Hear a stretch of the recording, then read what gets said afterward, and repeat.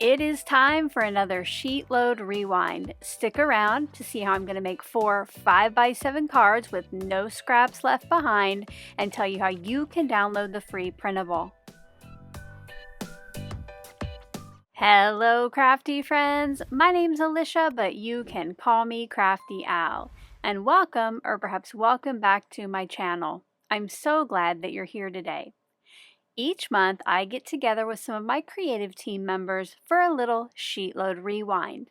This is when we revisit a past edition of SheetLoad of Cards, sometimes update it, sometimes make it different, other times just make some fun new cards. This month, we will be rewinding back to June of 2025. This was a special edition 5x7 that was inspired by our very own Biddy Penny. If you do not yet have this free printable, make sure to keep watching and I'll tell you how to download it.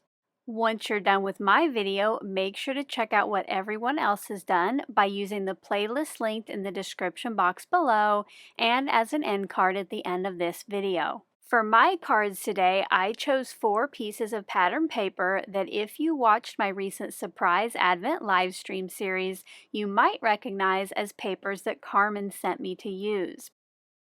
While I didn't go over any of the cutting specifics in this video for the pattern papers and cardstocks, you can check out the original process video, which I have linked in the description box below. I did make some slight changes to my sheet load for today's video.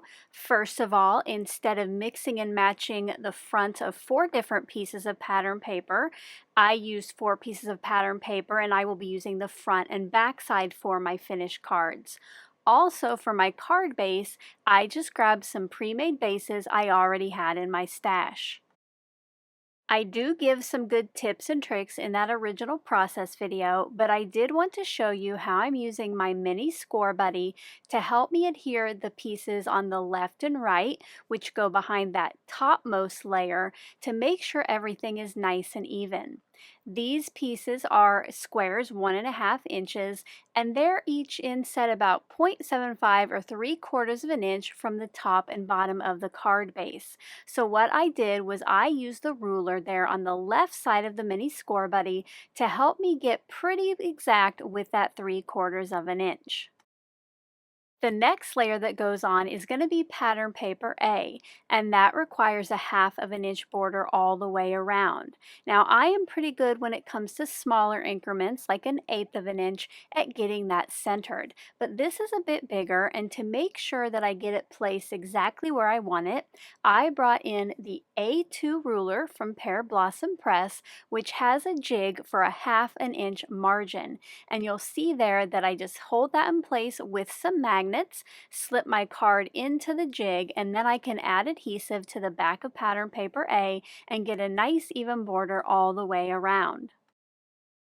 The next pieces that are going to go on are for the focal point or the sentiment, and for this I am going to switch it up a little bit. The sketch originally calls for that small piece of pattern paper to have about an 1/8 of an inch of the white cardstock below it, but since the sentiment I am using is slightly too tall to do that, I did put that piece right against the bottom of the white cardstock.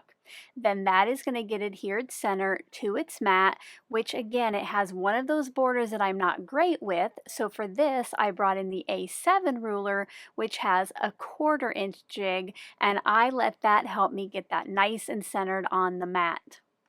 I finished adhering together the rest of the pattern papers and the mats off camera, and now it is time to get that sentiment stamped. For this, I am using a variety of inks. I'll be using the same stamp, but I wanted to match it by whatever cardstock or pattern paper was on that focal piece. I got the thank you very much stamp set up on the first focal piece, and I put it over to the right because I knew later I would be adding some extra decoration on the left. Now I inked this first one up with Granny Smith, and immediately after I did it, I had regrets.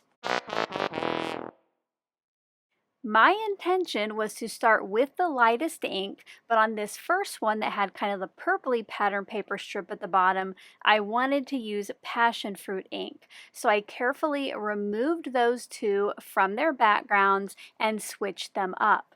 Luckily, I had used my tape runner on this and not my liquid glue, so it was possible.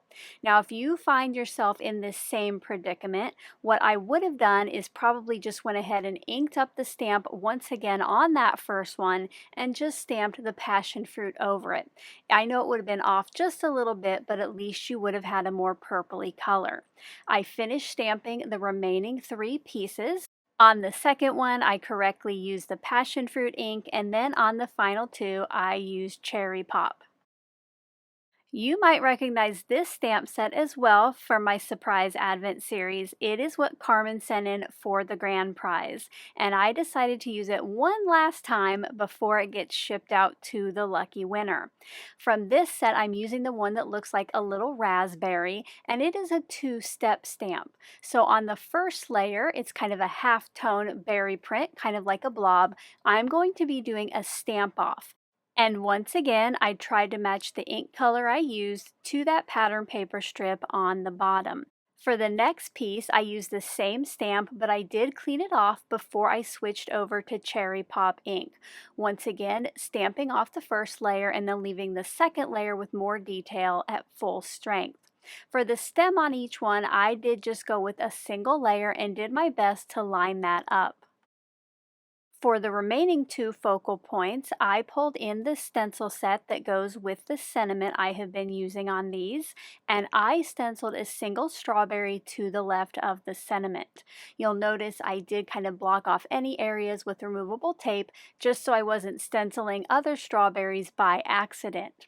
I did the red layer on both, trying to keep the most shading at the bottom, and then I brought in Granny Smith for the stem layer.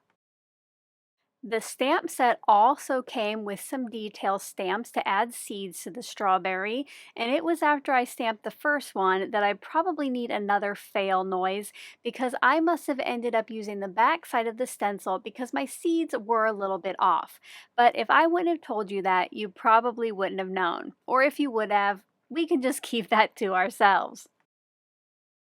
Once all of the focal points were ready, I finished assembling the cards, and later you will see that on the inside, I used up that last little bitty scrap from each of the pattern paper pieces to decorate the inside.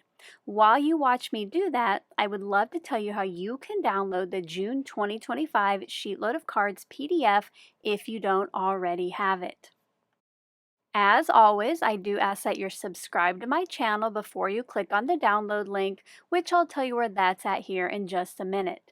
We do just go on the honor system here, so please make sure you've clicked on that button below this video, which is free, quick, and easy, before you click on the link to download the PDF.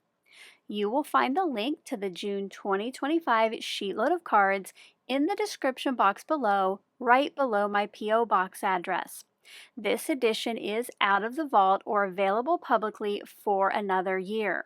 Now, if you're finding this video later and you would like access to it, you can become a member for as low as $1.99 a month and have access to almost 90 editions of SheetLoad of Cards.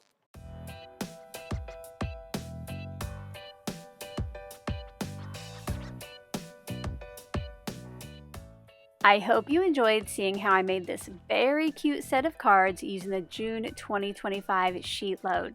If you did, as always, a thumbs up is appreciated. Now don't forget to visit the rest of the videos on the Hop by using the playlist linked in the description box below or the end card here in just a few seconds. Until my next video, I hope you're all having a crafty day. Bye-bye. Thank you so much for taking the time to watch all the way to the end of the video. I hope now you'll consider clicking on one of the videos or playlists I have linked above. And if you are interested in any of the products or tools I used in today's video, I do have some links in the description box below.